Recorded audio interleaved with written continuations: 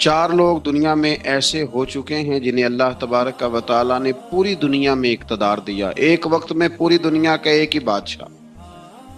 2 مسلمان تھے، 2 کافر۔ مسلمانوں میں حضرت سلیمان علیہ السلام اور جناب ذوالقرنین علیہ السلام، اور کافروں میں بخت نصر اور نمرود۔ یہ 2 لوگ ہیں جنہیں اللہ نے پوری دنیا میں اقتدار دیا، اور پھر اس کے بعد آنے والے وقت میں اللہ تعالیٰ امام مہدی کو سارا اقتدار عطا فرمائے پوری دنیا کا۔ حضرت ذوالقرنین کے بارے میں 2 روایات ہیں، ایک تو یہ ہے کہ وہ نبی تھے اور ایک یہ ہے کہ نہیں وہ ولی تھے، لیکن مجھے حضرت مولا علی شیر خدا رضی اللہ تعالیٰ عنہ کا قول ملا ہے جس میں آپ نے فرمایا کہ نہیں وہ نبی نہیں تھے، تو اس لیے میرا نظریہ یہی ہے کہ وہ اللہ کے ایک نیک بندے تھے۔ اللہ نے انہیں پوری زمین میں اقتدار دیا۔ وہ ایک مہم پہ نکلے، ان کا ارادہ بنا کہ میں ذرا دنیا کا چکر لگاؤں، تو انہوں نے سفر شروع کیا کہ میں دیکھوں ذرا سورج غروب کہاں ہوتا ہے۔ تو فرماتے میں پہنچا، بڑا گیا، لیکن میں اس مقام تک پہنچ گیا جہاں سورج غروب ہوتا ہے، تو پھر میں نے دیکھا کہ ایک سیاہ کنواں ہے جس کے اندر جا کے وہ چھپ گیا ہے، لیکن رب کریم کی اس حقیقت تک میں پہنچ سکا نہیں۔ پھر آپ فرماتے ہیں کہ میں آگے نکلا تو مجھے ایک قوم کے بارے میں بتلایا گیا جو بڑی خونخوار قوم تھی، بڑی خونخوار، اس کو یاجوج اور ماجوج کہا جاتا ہے۔ یہ قوم اتنی خونخوار تھی کہ یہ درندوں کو بھی کھا جایا کرتی تھی، اتنے لمبے چوڑے ان کے قد تھے، اتنے زیادہ طاقتور تھے کہ سانپ اور بچھو بھی کھا جاتے تھے۔ یہ نکلا کرتے تھے سبزے کے دنوں میں تو ساری کھیتیاں اجاڑ جاتے تھے، ہر چیز تباہ کر جاتے تھے، حتیٰ کہ انسانوں تک کو کھا جاتے تھے۔ تو حضرت ذوالقرنین جب وہاں پہنچے، اللہ تبارک و تعالیٰ نے انہیں ان مظلوم لوگوں کا مددگار بنایا جن پر یاجوج اور ماجوج کی قوم ظلم کرتی تھی۔ انہوں نے آپ سے کہا کہ حضور مہربانی فرمائیں، اس قوم سے تو ہماری جان چھڑائیں۔ آپ نے فرمایا تم میری مدد کرو۔ انہوں نے کہا حضور کس طرح؟ فرمایا بس جسمانی طور پر میری مدد کرو۔ تو آپ نے پھر وہاں ایک دیوار بنائی، ایک دیوار لوہا کاٹ کر، سیسا پگھلا کر، پتھر ڈال کر ایک بڑی موٹی تازی دیوار بنائی، اور اتنی اونچی بنائی، اور پھر اس کے چاروں جانب آگ جلائی تاکہ وہ لوہا اس طرح پگھل جائے کہ وہ دیواروں کے ساتھ چپک جائے، تاکہ کوئی آدمی پیر رکھنا چاہے تو پیر رکھ کے اس پہ چڑھ نہ سکے۔ آپ نے وہ دیوار بنائی۔ اب اس قوم کا حال یہ ہوا کہ وہ اس کے اندر قید ہیں، وہ صبح جب اٹھتے ہیں تو اس کو توڑنا شروع کرتے ہیں، توڑتے رہتے ہیں، تو جب شام ہوتی ہے تو ان میں سے ہر روز ایک شخص کہتا ہے اتنی رہنے دو، باقی کل کریں گے۔ لیکن جب وہ سویرے اٹھتے ہیں تو اللہ تعالیٰ اس دیوار کو پھر سے مضبوط فرما دیتا ہے۔ نبی کریم علیہ الصلاۃ والسلام نے فرمایا قرب قیامت میں ایک وقت آئے گا، قیامت کے قریب جا کے ایک ٹائم ایسا آئے گا کہ اس مخلوق میں سے ہی ایک شخص پکارے گا اور پکار کے کہے گا کہ اب سو جاؤ انشاءاللہ۔ اللہ ان کی زبان پہ جاری کہے گا اب سو جاؤ اور سویرے انشاءاللہ یہیں سے شروع کریں گے۔ تو فرمایا وہ چونکہ انشاءاللہ کہیں گے تو پھر اللہ تبارک و تعالی اگلے دن اس دیوار کو وہیں پہ رکھے گا جہاں رات کو انہوں نے اسے چھوڑا تھا۔ اگلے دن وہ توڑیں گے تو دیوار ساری ٹوٹ جائے گی، اور پھر اللہ تبارک و تعالیٰ کا فضل ہوگا تو مسلمان کی طرف وہ بڑھیں گے، وہ قتل و غارت کریں گے، پھر سے وہی درندگی کریں گے، تو پھر حضرت عیسیٰ علیہ السلام ان کے لیے دعا کریں گے۔ تو دعا کا یہ حال ہوگا کہ ان کے وجود پر کچھ ایسی چیزیں برآمد ہوں گی جن کی وجہ سے وہ مر جائیں گے، ختم کر دیے جائیں گے، قیامت کے قریب جا کے وہ دوبارہ آئیں گے۔ اس کے بعد پھر اللہ تبارک و تعالیٰ نے سورہ کہف کی آخری آیات میں 7 سمندر اور ان جیسے اور بھی آ جائیں، فرمایا 7 سمندر ہوں اور ان جیسے اور بھی آ جائیں اور مل کر وہ روشنائی بن جائیں تو میرے رب کے کلمات ختم ہونے سے پہلے سمندر ختم ہو جائیں گے۔ اور آخری آیت میں اللہ تعالیٰ نے فرمایا کہ اے رسول صلی اللہ تعالی علیہ وسلم آپ کہہ دیجئے کہ میں تمہاری طرح ہی ایک بشر ہوں، انا بشر مثلکم، میں بھی تمہاری طرح ایک۔ اب مثلکم کا بہت سارے لوگوں نے ترجمہ اپنی طرح کا کر لیا ہے، حالانکہ حضور صلی اللہ تعالی علیہ وسلم نے فرمایا کہ بشر ہونے میں تمہاری طرح ہوں۔ रसूल होने में तुम्हारी तरह नहीं, अल्लाह का हबीब होने में तुम्हारी तरह। और वो ये जो मैं कह रहा हूं ना नहीं, तो ये सही बुखारी के लफ्ज हैं। हुजूर ने फरमाया अय्युकुम मिस्ली, कौन है तुम में जो मेरी तरह हो। ये सही बुखारी के लफ्ज हैं। अल्लाह तबारक व तआला समझने की तौफीक अता फरमाए। फिर इससे आगे सूरह मरियम शुरू होती है। इस सूरत में अल्लाह तबारक व तआला ने हजरत ज़करिया अलैहिस्सलाम का जिक्र फरमाया है कि वो लावलद थे और बुढ़ापे की उम्र को पहुंच चुके थे। उन्होंने अल्लाह ताला से औलाद की दुआ की जो इनका और आले याकूब का वारिस हो। तो अल्लाह ताला ने उन्हें बेटे की बिशारत अता फरमाई जिसका नाम उन्होंने याह्या रखा, बल्कि ये नाम उन्होंने पहले से रख लिया था। याह्या नाम उन्होंने पहले से रख लिया था। मुझे अब लोग किस सेंस में मसला पूछते हैं ये नहीं मुझे बता, लेकिन मुझसे एक दोस्त ने कुछ दिन पहले पूछा कि पैदाइश से पहले बच्चे का नाम रखना जायज़ है। तो मैंने उन्हें कहा कि हाँ, आप सूरह मरियम पढ़ेंगे तो आपको अंदाज़ा होगा कि हज़रत ज़करिया ने बेटे का नाम पहले ही रख दिया था, क्योंकि उन्हें यकीन कामिल था कि रब करीम मुझे बेटा ही अता फरमाए। तो हज़रत याह्या अलैहिस्सलाम को अल्लाह ताला ने बचपन में ही नबुव्वत अता की और किताब दी। इनके औसाफ ये बयान किए कि वो पाकीज़ा और मुत्तकी थे, माँ बाप के साथ नेकी करने वाले थे और सरकश नहीं थे। इन पर सलाम हो जब वो पैदा हुए, और इन पर सलाम हो जब उनकी वफात हुई, और क़यामत के दिन जब उन्हें उठाया जाएगा। इससे मालूम हुआ कि नबी करीम अलैहिस्सलाम पर या किसी भी नबी पर सलाम भेजना और उस दिन पर सलाम भेजना जिस दिन अल्लाह ताला ने उन्हें पैदा फरमाया है, ये कुरान मजीद से साबित है। यानी आप ये कह सकते हैं कि जिस सुहानी घड़ी चमका तैबा का चाँद, उस दिल अफरोज साथ पे, दिल अफरोज साथ पे। तो ये ऐने कुरान मजीद है कि जिस दिन वो पैदा हुए उस दिन उन पर सलाम। अल्लाह ताला समझने की तौफीक अता फरमाए। फिर इससे आगे चलकर हजरत मरियम सलामुल्लाह अलैहा का जिक्र है कि उनके पास फरिश्ता आया। हम तीसरे पारे में भी उनका जिक्र पढ़ आए। फिर एक आध और जगह पे भी इशारतन किनायतन उनका तज़किर आया कि उनके पास फरिश्ता इंसानी शक्ल में आया, और फरिश्ते ने आके कहा कि मैं आपको बेटे की बिशारत देने आया। कहने लगी मेरे पास कैसे बेटा आएगा, मुझे तो किसी मर्द ने छुआ ही नहीं। तो फरमाया रब ऐसे ही करता है जब वो किसी काम का इरादा फरमा लेता है। तो हजरत मरियम के यहाँ अल्लाह तबारक व तआला ने हजरत ईसा अलैहिस्सलाम की विलादत फरमाई। हजरत ईसा बगैर बाप के पैदा हुए और हजरत आदम अलैहिस्सलाम बगैर माँ बाप के पैदा हुए। तो ये अल्लाह की कुदरत की निशानी है।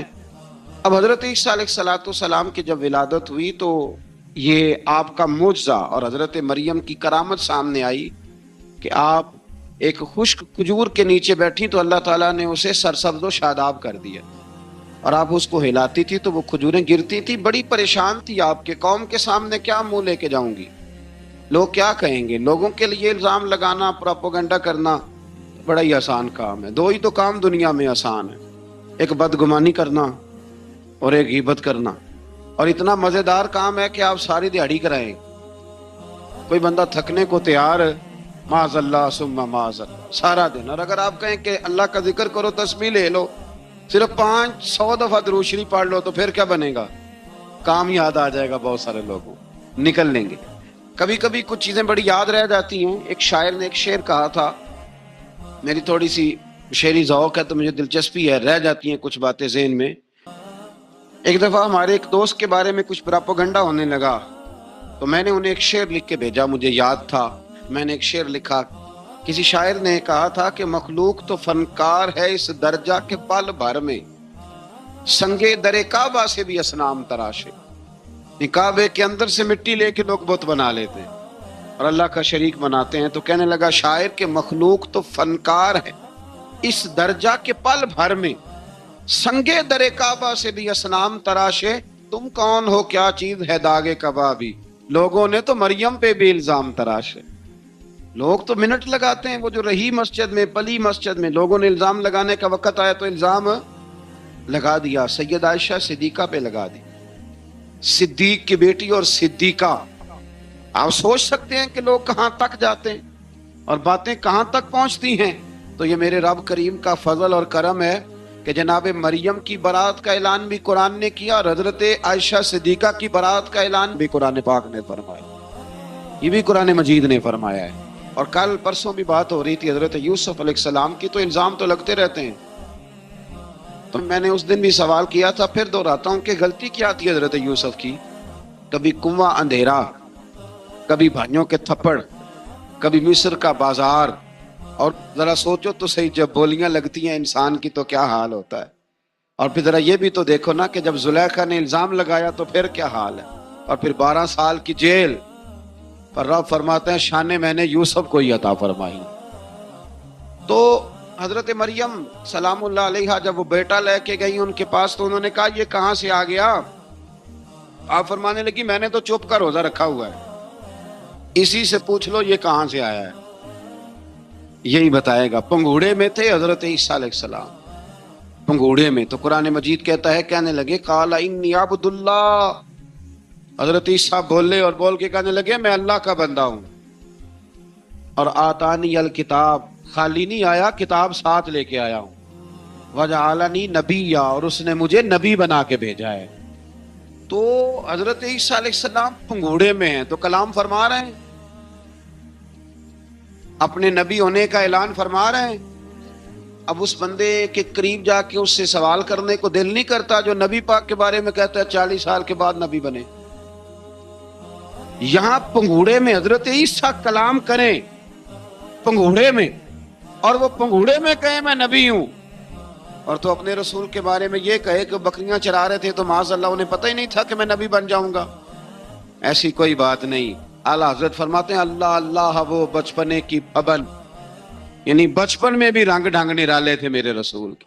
اللہ اللہ وہ بچپنے کی پابند، اس خدا بھاتی صورت پہ لاکھوں سلام، اس خدا بھاتی صورت پہ. اور مرحوم اعظم چشتی نے بھی ایک جملہ بڑا خوبصورت کہا، اس نے کہا تیری حیات پاک کا ہر لمحہ پیغمبر لگے، تیری حیات پاک کا ہر لمحہ پیغمبر لگے. پھر اس سے آگے آیت نمبر 41 سے ایک بار پھر حضرت ابراہیم علیہ السلام کا ذکر ہے کہ وہ بہت سچے نبی تھے. انہوں نے اپنے چچا کو بے جان بتوں کی عبادت سے روکا، عذاب الہی سے ڈرایا. اس نے کہا کہ آپ ہمیں ہمارے خداؤں سے پھیرنا چاہتے ہیں، اس سے رک جائیں ورنہ ہم آپ کو سنسار کر دیں گے. ابراہیم علیہ السلام نے کہا کہ میں آپ کے لیے اپنے رب سے استغفار کرتا رہوں گا، وہ مجھ پر بہت مہربان ہے. تو اللہ تبارک و تعالیٰ نے انہیں اسحاق علیہ السلام بیٹے اور یعقوب علیہ السلام پوتے کی بشارت دی، اور یہ بھی فرمایا کہ یہ دونوں نبی بھی ہوں گے. پھر آیت نمبر 51 سے لے کر 58 تک مختلف انبیاء کا ذکر ہے. اللہ تعالیٰ نے اس میں فرمایا کہ حضرت موسیٰ کو برگزیدہ رسول، نبی اور اللہ کا رازدار کہا گیا، اور حضرت ہارون کی نبوت کا بیان بھی ہوا، اور حضرت اسماعیل کو وعدے کے سچے، نماز اور زکوٰۃ کا حکم دینے والے رسول اور نبی اور اللہ کا پسندیدہ قرار دیا گیا. ادریس علیہ السلام کو صدیق نبی قرار دیتے ہوئے فرمایا کہ ہم نے ان کو بلند جگہ پہ بٹھایا. کہاں ہے ادریس علیہ السلام؟ چوتھے آسمان میں بھی، اور جنت کا قول بھی ہے. 2 روایتیں ان کے بارے میں ملتی ہیں. ایک تو یہ ہے کہ وہ حضرت ملک الموت سے ایک دفعہ کہنے لگے تو میرا یار نہیں بن جاتا؟ اللہ ہی بھلا کرے. حضرت اسرائیل کو کہنے لگے دوست بن جو، کہا بن جاتے ہیں، دوستی ہو گئی. فرمانے لگے یار موت کا ذائقہ کیسے چکھاتا ہے؟ کہنے لگا میں آپ کو چکھا دیتا ہوں. آپ کو موت کا ذائقہ چکھایا اور دوبارہ پھر روح ڈال دی، آپ اٹھ کے بیٹھ گئے. کہنے لگے دوزخ تو دکھا، نے وہ بھی دکھا دی. فرمایا جنت تو دکھا، جنت بھی دکھائی. تو کہنے لگا واپس چلیں. فرمانے لگے اب تو نہیں جانا. کیوں؟ فرمایا رب فرماتا ہے ہم فیہ خالدون، جو جنت میں آئے گا یہیں رہے گا. نے کہا جناب وہ تو پہلے موت کا ذائقہ چکھنا ہے، پل صراط جو دوزخ کے اوپر ہے وہاں سے گزرنا ہے. تو آپ فرمانے لگے یہ دونوں کام میں کر چکا ہوں اور تو نہیں کرائے ہیں، لہذا میں آ گیا ہوں تو میں نے یہیں پہ رہنا ہے. اب حضرت ملک الموت علیہ السلام نے عرض کی مالک یہ تیرا بندہ. فرمایا تیری دوست بھی اس کے ساتھ لگی تھی تو میری توفیق سے ہی لگی تھی، اور یہ یہاں تک آئے بھی میری توفیق سے ہی ہے. میرا ارادہ بن گیا انہیں یہاں رکھنے کا. میری طلب بھی تو تیرے کرم کا صدقہ ہے، میری طلب بھی تو تیرے کرم کا صدقہ ہے. یہ پاؤں اٹھتے نہیں بلکہ یہ اٹھائے جاتے ہیں. تو یہ بھی تو اس کا کرم ہوتا ہے نا کہ وہ کس طرح کر کے کسی کو نوازتا ہے. آیت نمبر 59 میں اللہ تعالیٰ کے فرما بردار اور سرکش بندوں کے احوال اور جو ان کے آخرت میں احوال ہوں گے ان کا ذکر کیا گیا ہے۔ آیت نمبر 66 میں بتایا گیا ہے کہ منکرین آخرت حیات بعد الموت کے بارے میں ہمیشہ شک میں مبتلا رہے۔ انہیں یقین ہونا چاہیے کہ مرنے کے بعد دوبارہ وہی خالق زندہ کرے گا جس نے پہلی بار بغیر کسی نام و نشان کے پیدا۔ آیت نمبر 76 میں بتایا کہ جو لوگ گمراہی میں مبتلا ہیں ان کے ابتلا میں اضافے کے لیے مہلت کی مدت بڑھا دی جاتی ہے، اور جو ہدایت یافتہ ہیں ان کو مزید استقامت نصیب ہوتی ہے۔ اللہ کے ہاں ثواب اور انجام خیر کے اعتبار سے باقی رہنے والی نیکیاں سب سے زیادہ بہتر۔ ایسی نیکیاں کریں جو باقی رہیں ہمیشہ، کیا کہتے ہیں، صدقہ جاریہ۔ آیت نمبر 81 میں فرمایا کہ مشرکین اس امید پر اللہ کے سوا معبودان باطل کی عبادت کرتے ہیں کہ مشکل میں ان کی مدد کریں گے۔ فرمایا ہرگز نہیں، وہ ان کے دشمن بن کے عبادت کا انکار کریں گے۔ آیت نمبر 88 میں بتایا کہ کفار نے اللہ کی طرف اولاد کی نسبت کر کے نہایت سخت بات کی۔ یہ تو اتنا سنگین جرم ہے کہ اس سے آسمان پھٹ پڑے، زمین شک ہو جائے اور پہاڑ ریزہ ریزہ ہو جائیں۔ مزید فرمایا کہ آسمان اور زمین میں جو کوئی بھی ہے سب اللہ کے حضور بندے بن کے حاضر ہوں گے۔ آیت نمبر 97 میں فرمایا جو لوگ ایمان لائے اور نیک کام کیے ان قریب رحمان لوگوں کے دلوں میں ان کی محبت پیدا فرما دے۔ یہ جو شرک والا معاملہ ہے نا، یہ بڑا سادہ سا ہے۔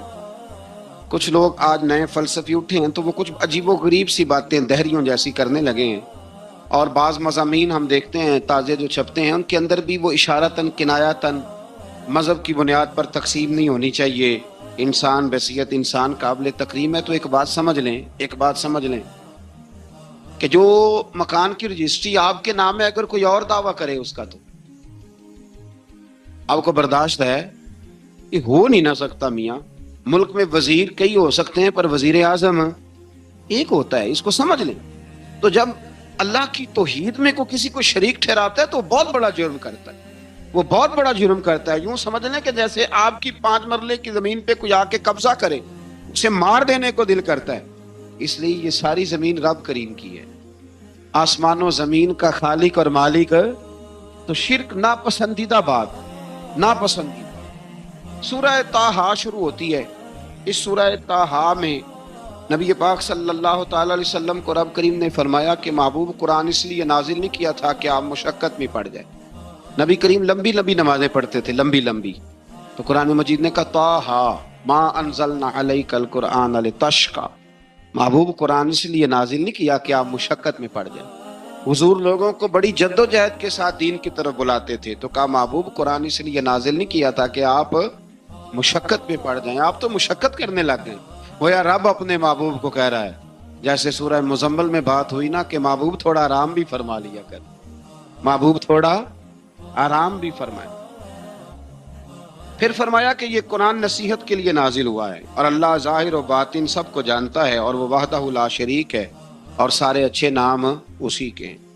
آیت نمبر 10 میں فرمایا کہ مدین سے واپسی کے سفر کے دوران موسیٰ علیہ السلام اس واقعے کا بیان کیا کہ وہ اپنی جگہ پر رکے ہوئے تھے، تو وہیں انہیں غیب سے ندا آئی کہ موسیٰ میں آپ کا رب ہوں، آپ وادی مقدس میں ہیں تو ادباً اپنے جوتے اتار دیجئے، میں نے آپ کو چن لیا ہے، میرے پیغام وحی کو توجہ سے سنیے، میں اللہ وحدہ لا شریک ہوں، میری بندگی کیجیے، میری یاد کے لیے نماز قائم کیجیے، قیامت آنے والی ہے، اسی کی طرف آپ توجہ فرمائیے۔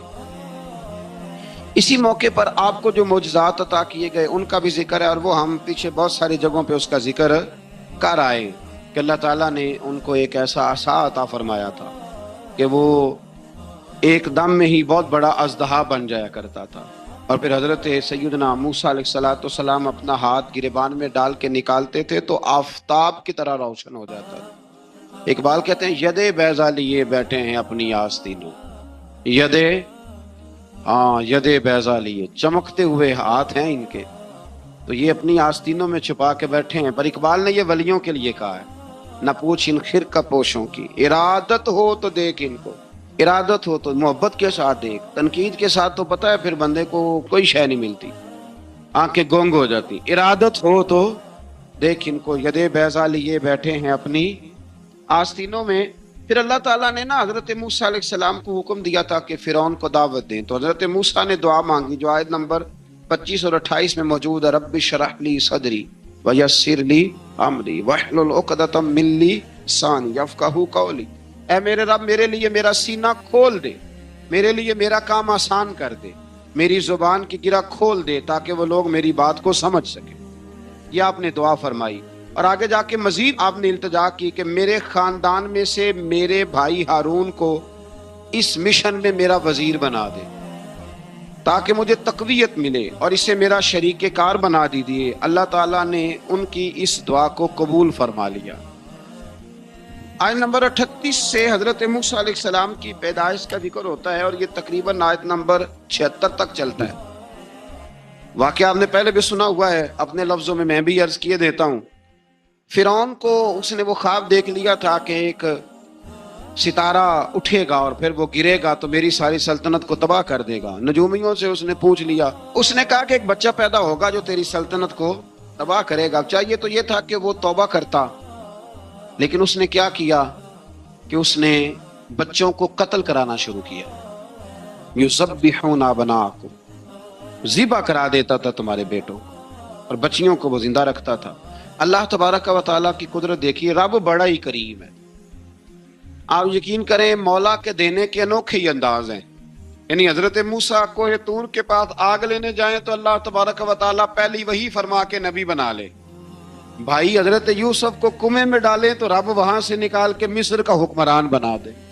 वो बड़ा ही बेनियाज है। मौला के देने के अंदाज बड़े ही अनोखे हैं, वो बड़े अनोखे अंदाज में नवाजता है।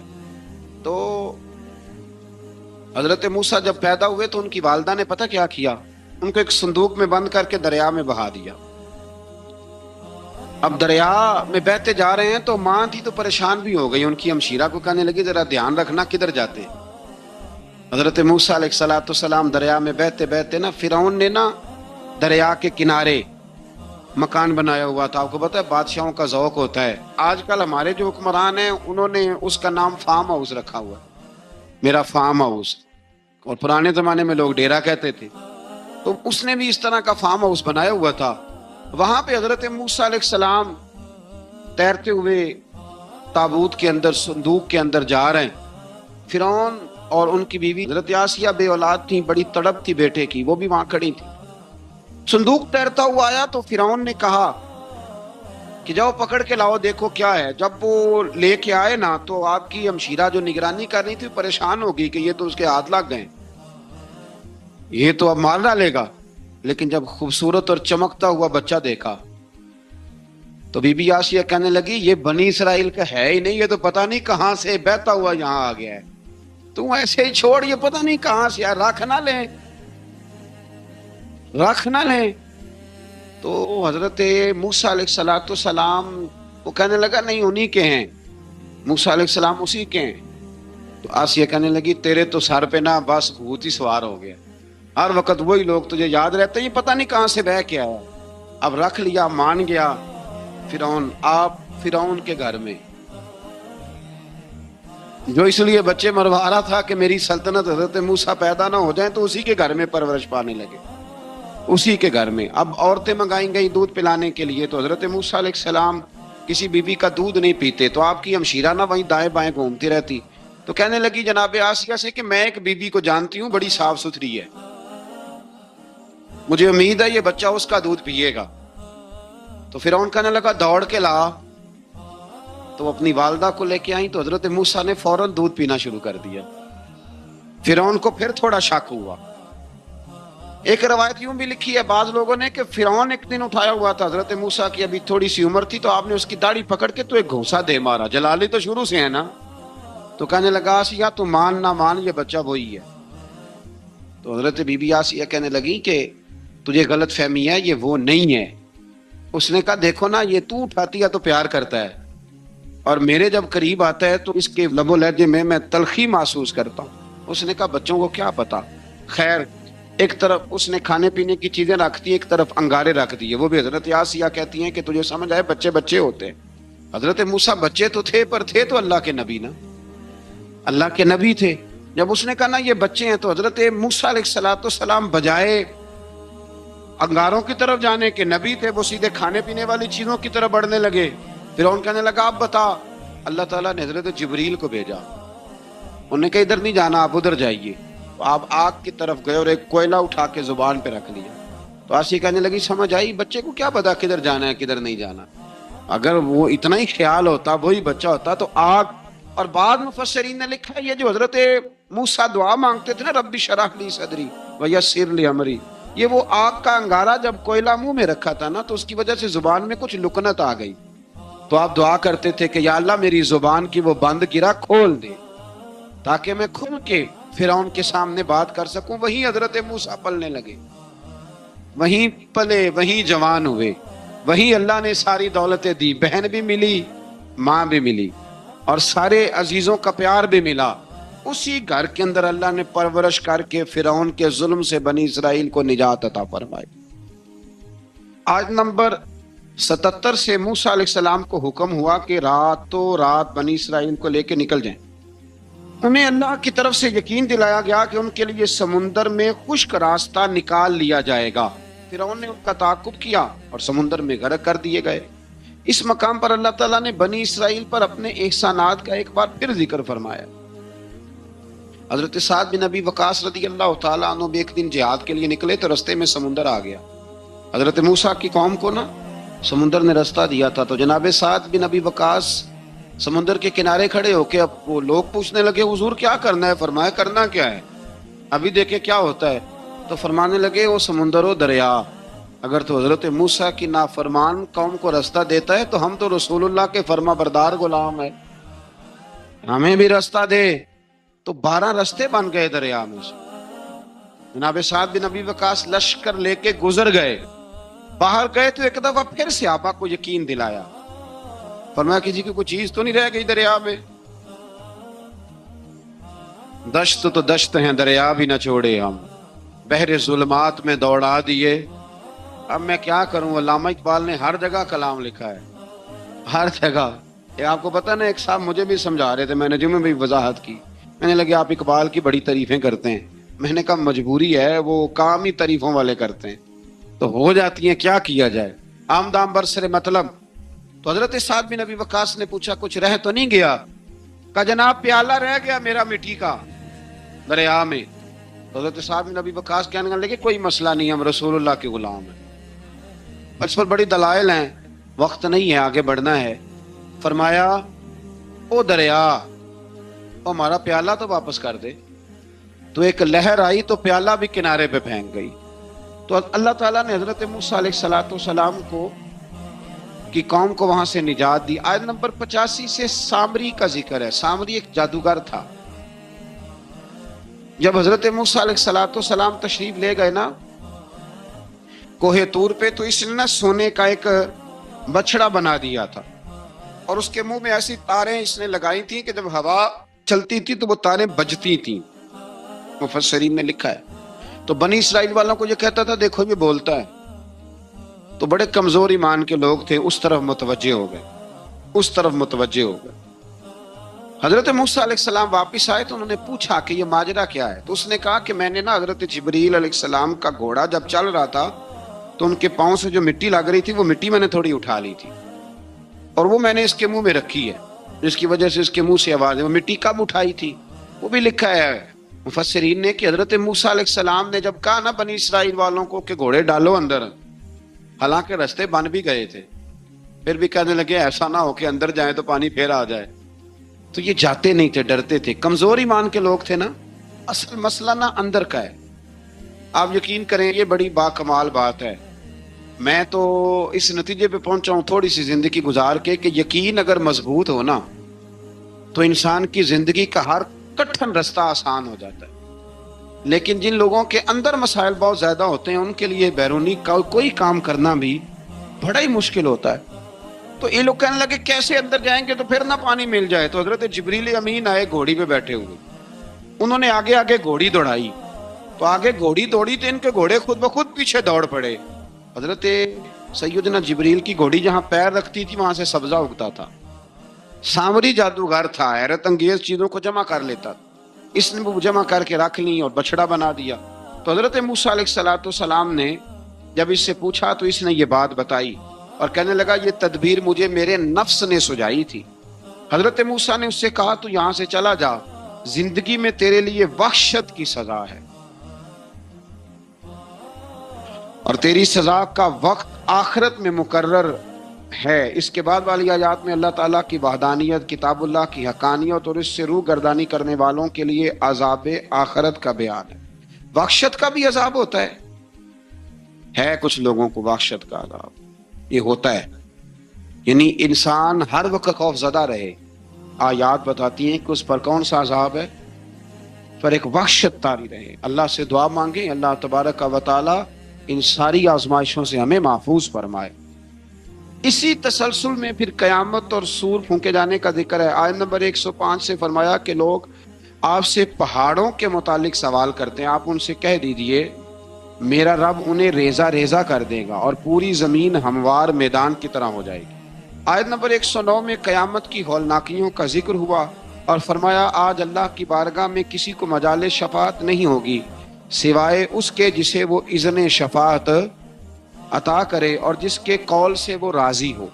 آیت نمبر 110 سے اکھڑی گردنوں کے حی و قیوم کے سامنے جھکنے، ظالموں کے نامراد ہونے اور مومنین صالحین کے کامیاب ہونے کا ذکر ہے۔ آیت نمبر 114 میں علم میں اضافے کی تعلیم کے لیے دعا ارشاد فرمائی گئی ہے جو بڑی معروف ہے، رب زدنی علما۔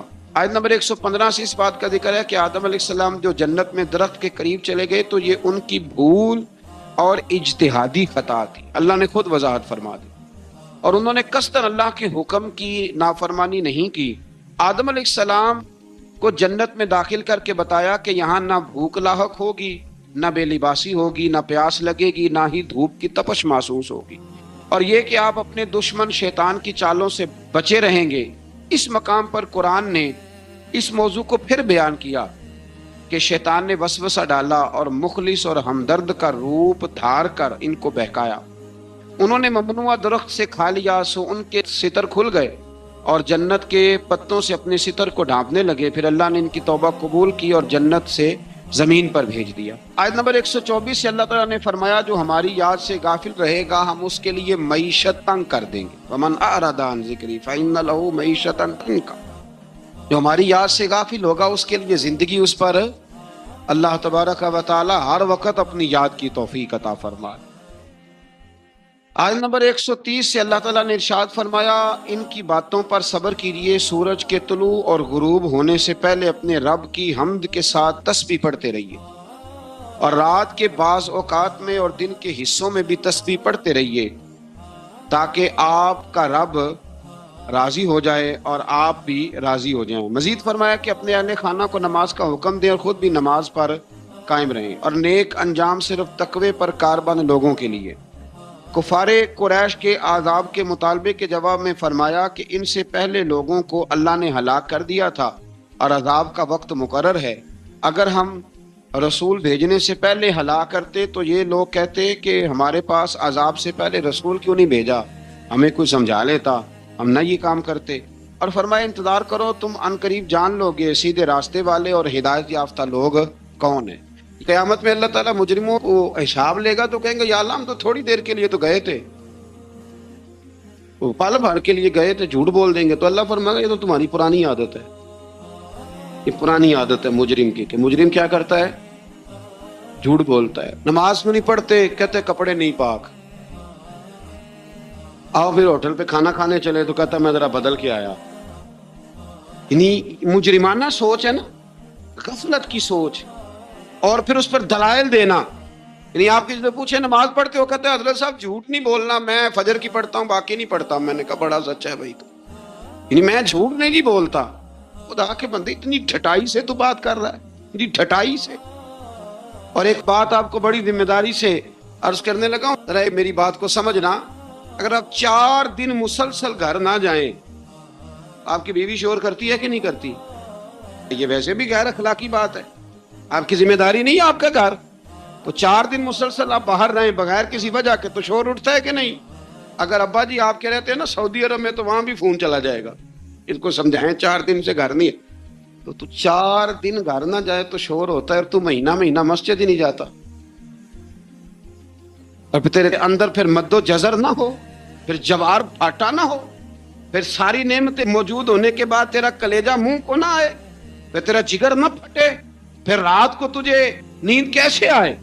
اس لیے کہ تو نے وہ اپنے اندر کے ساتھ دھوکہ شروع کر دیا ہے، تو وہاں گیا ہی نہیں جہاں سے تجھے 5 وقت آواز آتی ہے، تو توجہ ہی نہیں کی۔ اس لیے سمجھ لے کہ جو اندر بے چینی ہے اس کا کوئی نہ کوئی سبب ہے، کہیں نہ کہیں تو ہم نے غلطی کی ہے، کسی نہ کسی جگہ تو کوئی معاملہ ایسا ہے۔ امام مالک رحمۃ اللہ علیہ کے پاس ایک شخص آیا تو ناجائز پیسے کمایا کرتا تھا، کہنے لگا حضور سکون کوئی نہیں، تو امام صاحب نے ایک کی جملہ کہا، فرمانے لگے امانتیں امانت داروں کے حوالے کر دے، رب تجھے سکون عطا کر دے گا۔ وہ بندہ کہنے لگا یہ کیا؟ فرمانے لگے میرے پاس کسی کی امانت ہو تو مجھے نیند کوئی نہیں آتی، تو نے تو یتیموں مسکینوں کی رکھی ہوئی ہے، تجھے کیسے آئے گی؟ جیتے جاگتے آدمی کی امانت میرے پاس ہو تو میں کہتا ہوں یہ چھین نہ جائے، تو نے تو لوٹ مار کی رکھی ہے۔ اللہ ہمیں سمجھنے کی توفیق عطا فرمائے۔ آگے سورہ لقمان شروع ہوتی ہے۔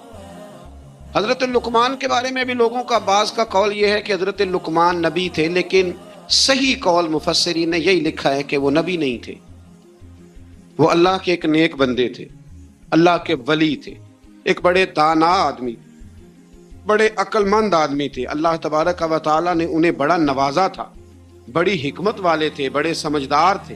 آپ اندازہ کریں کہ اللہ نے ولیوں کا کتنا ذکر فرمایا قرآن مجید کے اندر۔ سورہ لقمان ایک ولی کے نام پہ، حضرت سکندر ذوالقرنین اللہ کے، مولا علی کا قول میں نے عرض کیا تھا کہ وہ بھی اللہ کے ولی ہیں، جناب مریم بھی اللہ کی ولیہ ہیں، تو ان سب لوگوں کے ناموں پر اللہ تبارک و تعالیٰ نے قرآن مجید کی آیات کو رکھا ہے۔ تو سورہ لقمان ہے، اس میں حضرت لقمان نے جو اپنے بیٹے کو نصیحتیں کی ان کا بھی ذکر ہے، اور بھی کئی چیزوں کا ذکر ہے، لیکن اس کا جو اہم مضمون ہے وہ یہی ہے کہ حضرت لقمان نے اپنے بیٹے کو نصیحت کی۔ ایک بات سمجھ لینا، بڑی دنیا نصیحت کرتی ہے، لیکن جو باپ شفقت کے ساتھ گود میں بٹھا کے نصیحت کرتا ہے اس کا بڑا ہی مزہ آتا ہے۔ ہم بھی نصیحتیں کرتے ہیں گھر میں، پر کسی سے جھگڑا ہو جائے نا باہر، یا دیہڑی صحیح نہ لگے، یا کاروبار پہ چھٹی ہو جائے، تو پھر ہمیں لیکچر یاد آتا ہے، وہ پھر گھر آ کے بڑے بوڑھے وہ سارا لیکچر گھر میں دیتے ہیں، اللہ ماشاءاللہ وہ میری طرح کسی اور کے ستائے ہوئے، جانے کس عمر میں جائے گی یہ عادت میری، روٹنا اس سے تو اوروں سے الجھتے پھرنا۔ یعنی بات کوئی اور ہے، اور گھر آ کے وہ تم نماز نہیں پڑھتے بچے میرے اس لیے ساری بے برکتی ہے۔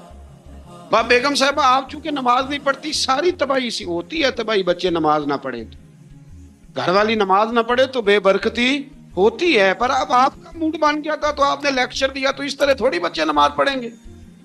بچے تو اس طرح نماز پڑھتے ہیں کہ آپ شفقت کی گود میں انہیں بٹھا لیں، پھر ان کا ماتھا چومیں اور کہ پتر تو 1 رکعت پڑھے گا نا تو تیرے باپ کا قد اللہ 1 فٹ بلند کرے گا قیامت، عزت کا قد اونچا ہوگا، عزت کا۔ اس طرح جب کوئی نصیحت کرتا ہے نا اپنے بچے کو، اس طرح جب کوئی نصیحت کرتا ہے تو باتیں رہ جاتی ہیں، طبیعت رہ جاتی ہیں، مزاج۔ تو یاد رکھیں کہ ماں باپ نصیحت کریں، ضرور کریں، جتنی ماں باپ کی نصیحت اثر کرتی ہے باہر والوں کی نہیں کرتی۔ اور بچوں سے میری گزارش ہے کہ ماں باپ کی نصیحت سنیں۔ باہر والے تو آپ کو نصیحت کریں گے، کہہ کے گزر جائیں گے۔ باپ نصیحت نہیں کرتا، باپ تو آپ سے اپنا درد دل بیان کرتا ہے، اور اتنی تڑپ کسی میں نہیں ہوتی کہ آپ بچ جائیں جتنی آپ کے ماں باپ میں ہوتی۔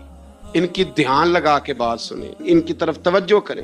کسی نے بادشاہ سے کہا تھا کہ مزہ کب آیا تمہیں، تم بڑے بادشاہ رہے، بڑے خزانوں کے، مزہ کب آیا؟ کہنے لگا مزہ تب آیا کہ جب میں پہلے کسی زمانے میں، بعد میں وزیر اعظم بنا، جب میں نوکری کرتا تھا تو میں پیسے لا کے اپنی اماں کو دیتا تھا، تو پھر میں سویرے جب اماں سے کہتا تھا نا اماں ذرا کرایہ دینا، تو کہتے تھے کہ وہ خزانے کا مالک ہونے کا اتنا مزہ نہیں آیا جتنا اماں وہ اپنی گتھلی سے پیسے نکالتی تھی اور پھر 2-3 دفعہ چیک کرتی تھی کہ نوٹ ساتھ جڑا ہوا تو نہیں، پھر وہ دیتی تھی۔ تو کہتے ہیں کہ میرے ابا جی پاس کھڑے ہوتے تھے تو وہ کہتے تھے نہ ایڈا دھیان کر دے، منڈے نو دیر پہ ہی ہوندی ہے۔ اماں کہتی تھی نہیں، میرے پتر دی محنت دی کمائی ہے، اس کی مشقت کی کمائی ہے، میں ذات۔ تو یہ بادشاہی ہے اگر آپ کے پاس ماں باپ ہے، یہ آپ کے پاس حسن ہے، یہ وقار ہے۔ ان کے پاس بیٹھے، ابا ان پڑھ بھی ہو نا، باپ ان پڑھ بھی ہو تو یونیورسٹی کا درجہ رکھتا ہے۔ آج تک کسی کائنات میں نہ آکسفورڈ نے ایسا کوئی نصاب بنایا ہے، نہ پنجاب یونیورسٹی نے، نہ کراچی یونیورسٹی نے۔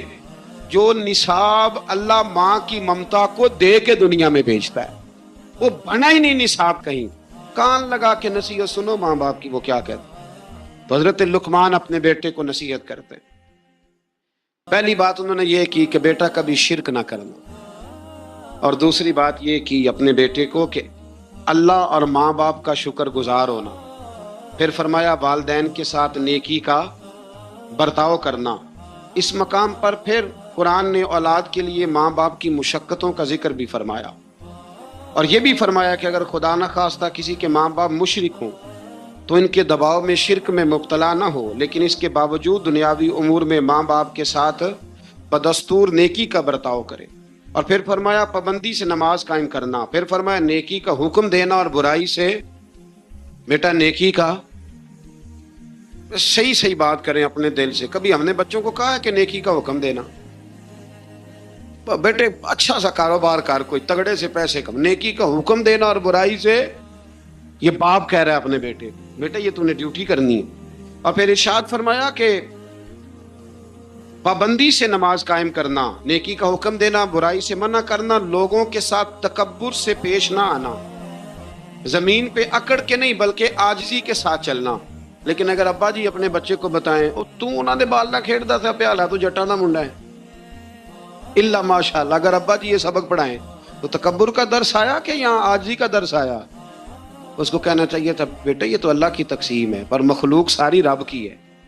کہا بیٹے کبھی تکبر نہ کرنا، چال اور گفتار میں تواضع اختیار کرنا۔ یہ حضرت لقمان نے اپنے بیٹے کو نصیحت اس میں کہیں فرمایا کہ ذرا دھیان سے رزق کمانا، کہا کہیں توجہ سے افسر بن جانا، یہ کہا ہے۔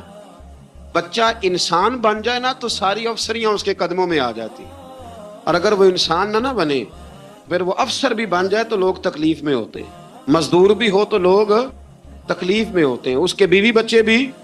اللہ کرے کہ ہم انہیں انسان بنانے میں کامیاب ہو جائیں۔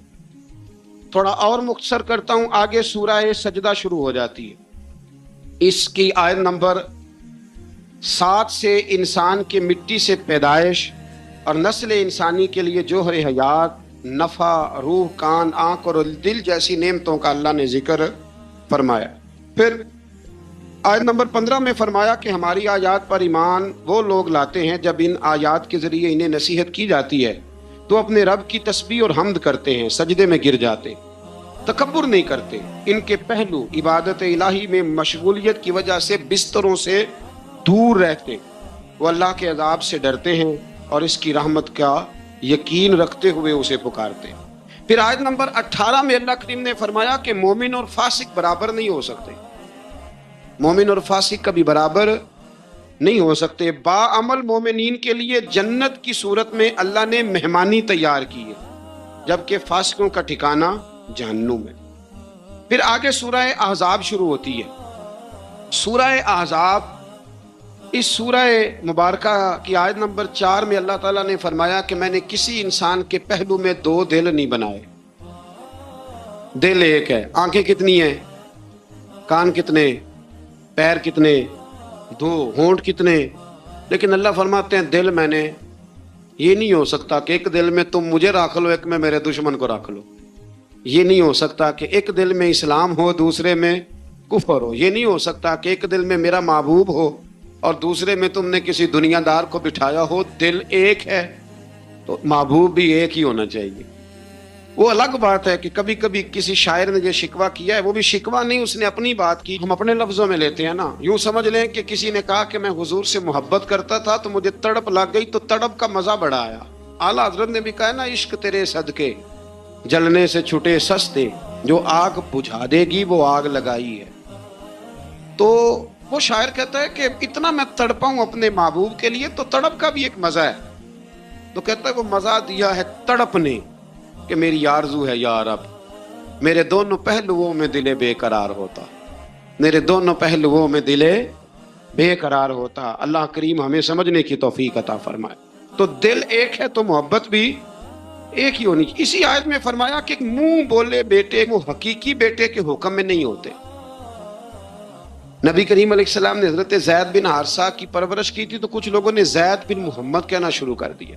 فرمایا نام بھائی زید بن حارثہ ہی کہو، زید بن محمد نہیں کہہ سکتے. تو منہ بولا بیٹا حقیقی وارث نہیں ہوتا، یہ اللہ نے قانون بنا دیا. تو اس لیے یہ جو بچہ آپ اڈاپٹ کرتے ہیں لیتے ہیں تو اس کی ولدیت اصل لکھوایا کریں، اپنی نہ لکھوایا کریں. ہاں اگر آپ نے جائیداد میں سے اپنی مرضی سے کچھ شے دینی ہے تو زندگی میں دے دیں، لیکن شریعت کہتی ہے کہ اس کے نام کے ساتھ اس کے اصل باپ کا ہی نام آئے. پھر آیت نمبر 6 میں فرمایا نبی اولا بالمؤمنین من انفسہم، فرمایا یہ نبی مومنوں کے ان کی جانوں سے بھی زیادہ مالک ہے.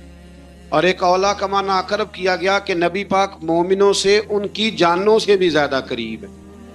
جان کتنی قریب ہوتی ہے کسی کو پتہ ہے؟ کسی سائنسدان کا قول، کسی ڈاکٹر کا، تو جو سائنس آج تک یہ نہیں بتا سکی کہ جان کتنی قریب ہے، وہ اس کا پتہ کیسے بتائے گی جو جان سے بھی زیادہ قریب ہے.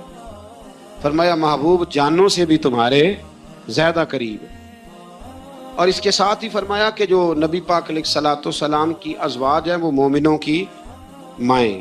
آیت نمبر 7 میں انبیاء کرام کے فرائض رسالت کے متعلق لیے گئے وعدے کا ذکر ہے.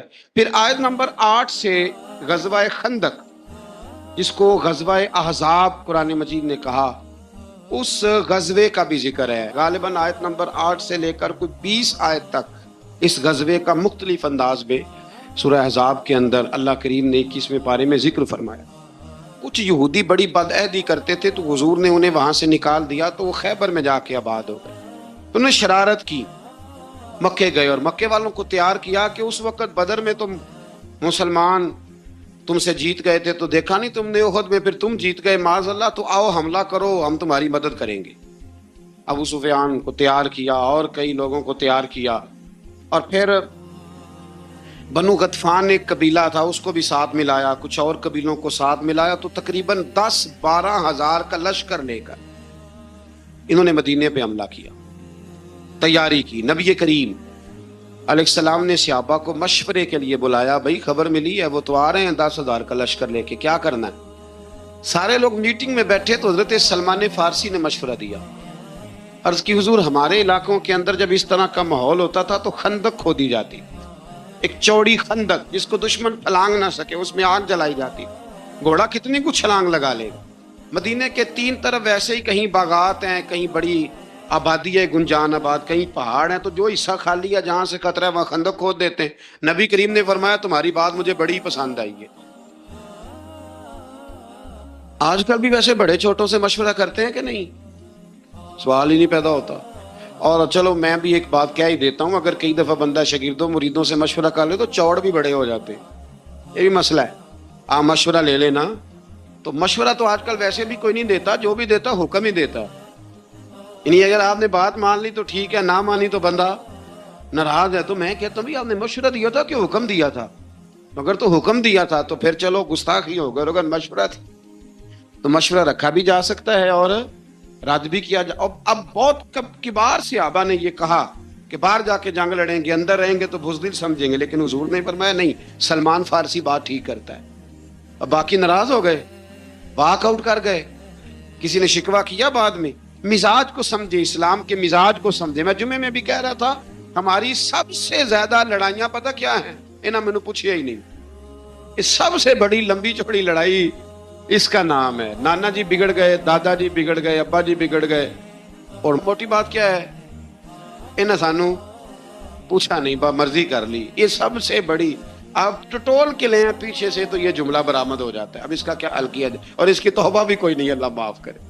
یعنی معافی بھی نہیں ملتی اس فکرے کی. تو حضرت سلمان فارسی کے کہنے پر حضور نے نا خندق کھودنے کا ارادہ فرمایا. 40 گز خندق کھودیں گے، 10 بندے مل کے. 10 آدمیوں کو کہا 40 گز خندق کھودنی ہے اور یہ 5 گز گہری ہونی چاہیے. اب خندق کھودنے لگے اور اتنی زیادہ قحط کا زمانہ تھا کہ صحابہ نے پیڑ پہ پتھر باندھ کے خندق کھودی.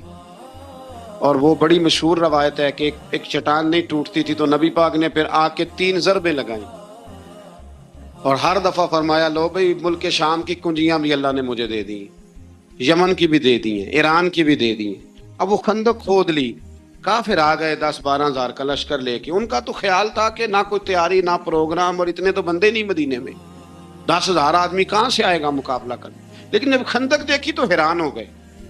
अब खंदक के उस पार उन्होंने खेमे लगा लिए, इस पार मुसलमान थे। एक जगह से थोड़ी सी खंदक जो थी वो कम चौड़ी थी, तो वहां से अमर बिन अब्दे वुद बहुत बड़ा पहलवान था, बहुत बड़ा, ये जंगे बदर में जख्मी हुआ था तो भाग गया था। इसने कसम उठाई थी कि उतनी देर तक सर में तेल नहीं लगाऊंगा जितनी देर माज़अल्लाह मुसलमानों से बदला नहीं ले लूंगा। तो ये आया उस दिन, जब मैदान के अंदर आया ना, छलांग लगाई घोड़े को इसने किसी तरीके से, तो घोड़ा इसका एक जगह से कम चौड़ी थी वहां से क्रॉस कर गया, उठा। और इसके बारे में मशहूर था कि 1000 आदमी का मुकाबला करता। घोड़े की छलांग लगाई, गिरा, घोड़ा भी गिरा, ये भी गिरा, फिर उठा तो उठ के कहने लगा, है कोई मेरे मुकाबले में तो सामने आए। उसने पहला ऐलान किया तो मौला अली शेर खुदा उठ के खड़े हो गए, उठ के खड़े हो गए। फरमाया मैं करता हूँ। हुजूर ने फरमाया अली ठहर जा, ये अमर बिन अब्दे वुद है, 1000 के मुकाबले में लड़ता है। अर्ज की हुजूर मैं भी तो असदुल्लाह हूं ना, लड़ता है तो फिर क्या हुआ, दीवारें हिलती रहती हैं और दर कांप जाता है। अली का नाम सुन के आपकी खैबर कांप जाता है, मुझे जाने दे। जब तीसरी दफा वो पुकारा तो हजरत अली कहने लगे, हुजूर बस करें, अब तो हद हो गई, मैं जरूर जाऊंगा। हुजूर ने अपने दस्ते मुबारक से जुल्फ़िकार हैदरी अता फरमाई।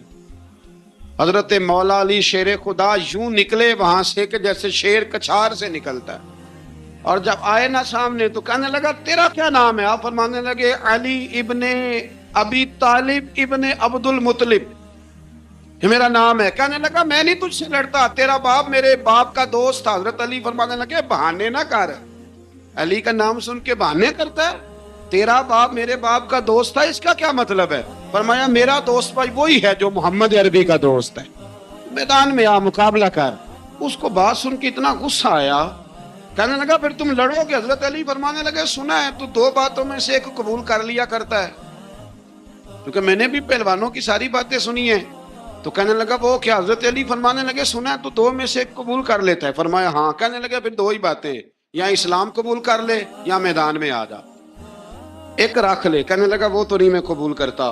तो हजरत अली फरमाने लगे, फिर डर ना, सामने आ। उसने बड़ी जोर से हमला किया हजरत अली पे, बड़ी जोर से। हजरत अली रदी अल्लाह तआला अन्हु के सर अक़दस पर जख्म भी आया, मैं पूरी बात अर्ज करूंगा, और सारी जिंदगी उसका निशाने मुबारक सर पे रहा, सारी जिंदगी। तो जब उसने हमला कर लिया तो फिर हजरत अली ने बगैर बताए हमला नहीं किया। फरमाने लगे, भाई तेरी बारी खत्म हो गई, अब मेरी बारी है, जरा संभल के रहना, अली आने लगा है।